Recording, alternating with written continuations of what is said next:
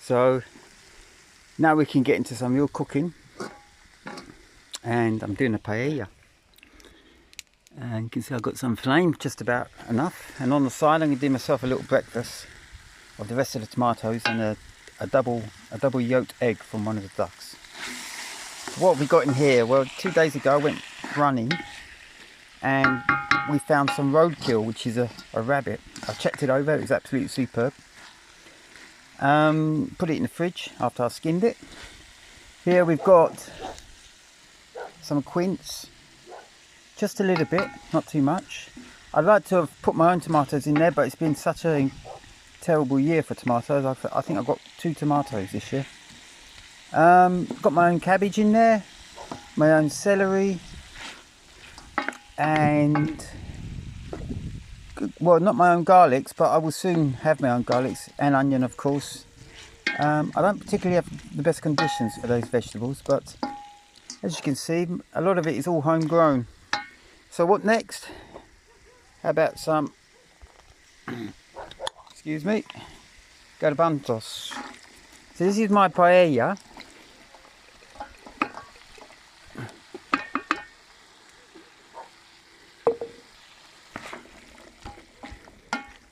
So these are pre-cooked garbanzos, or chickpeas, and I was going to do a stew, and then I realised that actually I've got quite a lot of rice, round rice, a paella rice. I think it's integral as well. So let's check over, see what we got it.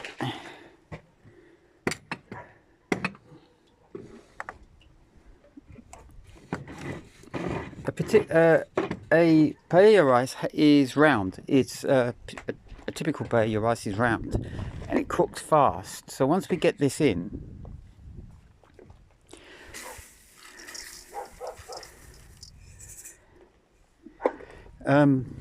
it's just a case of making sure that you put it in not too late and not too early, because most of the other vegetables in here are now cooked.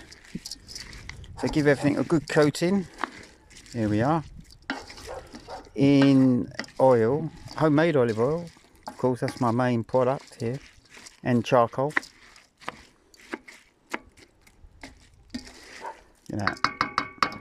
and some pre-boiled water, and I'm using a Kelly kettle or a storm kettle. Look at that.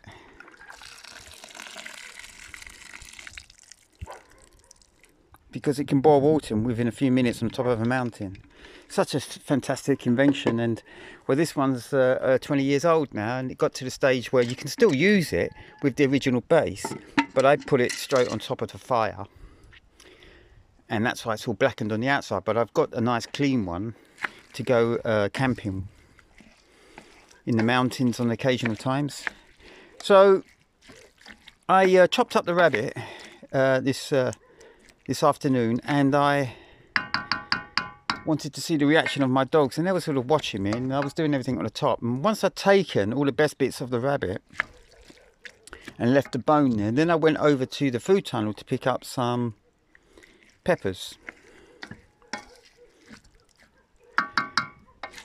And when I came back, the rest of the rabbit was gone. So I know my dogs, they wait for me, they respect what I'm actually doing in regards to, like, preparing food, because I know they get the bowls afterwards to lick. And there she is. She's got one of the most fantastic noses you can ever imagine. Picks up a trail so fast, she catches me rabbit. And something that a Pastor Alemán or a German Shepherd couldn't do. But together they work like a team. So when we go running, they can circle a rabbit, and I've seen Jerry jump on a rabbit, and then Dora finish it off. And the interesting thing about Dora is that she has such fantastic manners. She's not hungry. She eats so well that she picks at her food. It can take 20 minutes to go for a rabbit.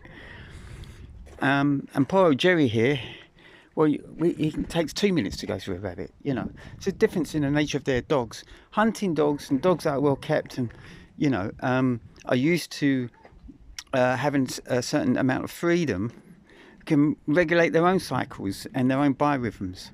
Especially if you're in tune with the local environment, your biorhythms do change according to how resources make themselves available to you. So, bon appetit!